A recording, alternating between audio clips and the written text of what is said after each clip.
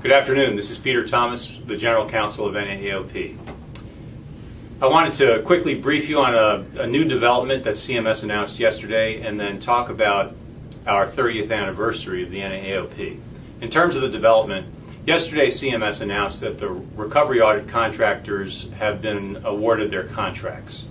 We've been waiting for this for months, and there were a couple of delays as a result of some challenges to the original decisions. But they did announce the winners of the bids yesterday.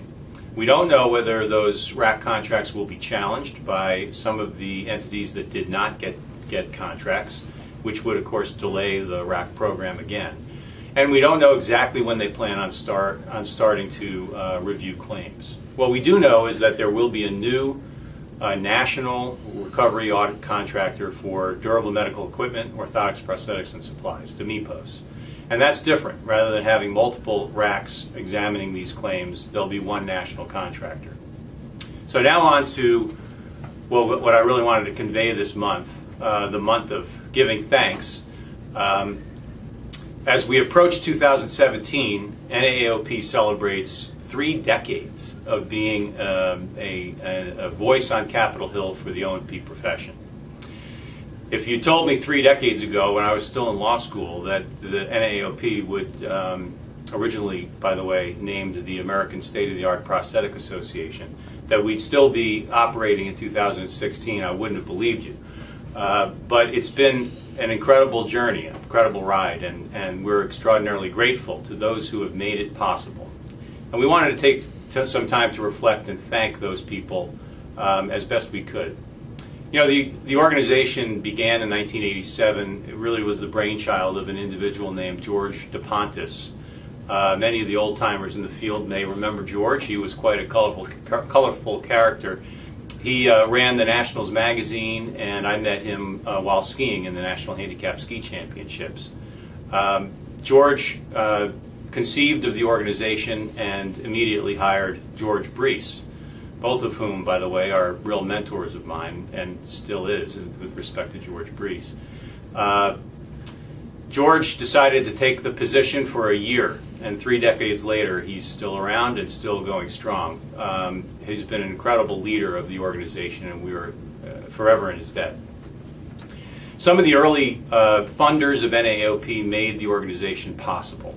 John Savalich, Alan Feniston, Glenn Hutnick, Tom Guth, Brad Rosenquist, Harold Sears, all of whom contributed at a time back in the mid-'80s, late '80s, way before their time, and really gave life to a new organization that was solely designed to try to advocate for O&P patient care and the professionals who serve that patient mix. I need to point out that Tom Guth remains on our board and is the longest serving board member that we have. He's been incredibly helpful to the organization, not only financially, of course, but through his leadership exercised throughout the years. There's others. Some of the early leaders and leaders of years past include Dennis Cole and Lou Haberman, John Billock, Mike Allen, Mark DeHardy, Jan Stakosa, Paul Pruzakowski, and currently our existing president, David McGill, all exercised extraordinary leadership for the organization and really committed a lot of time and energy to allowing us to do the work we do on Capitol Hill and in Washington, D.C. with the federal agencies.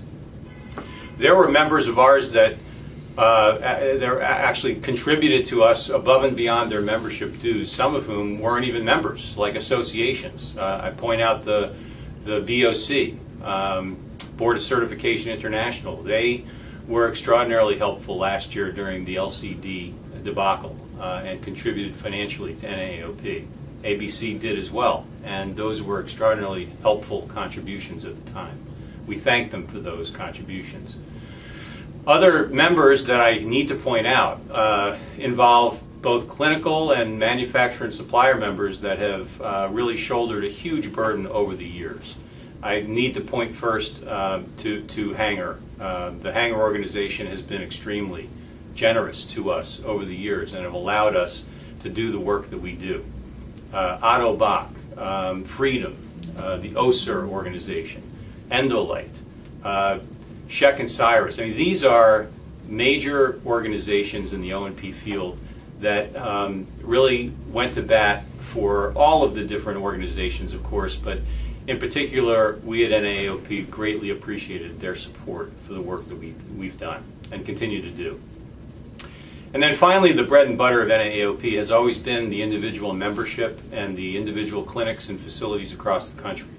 And I can't possibly go into listing all of those very generous individuals throughout the country, but I need to point out a couple that have distinguished themselves over the years, including the Meilenberg family, Mike Reith in Florida, Richard Williams also in Florida, in Tallahassee, and many, many tens and frankly hundreds of others who throughout the year have opened their checkbooks, have donated their time, have offered us their leadership, have written letters to Congress, who have read our materials and responded and provided us with the kind of feedback and energy and involvement that any national organization needs to be successful.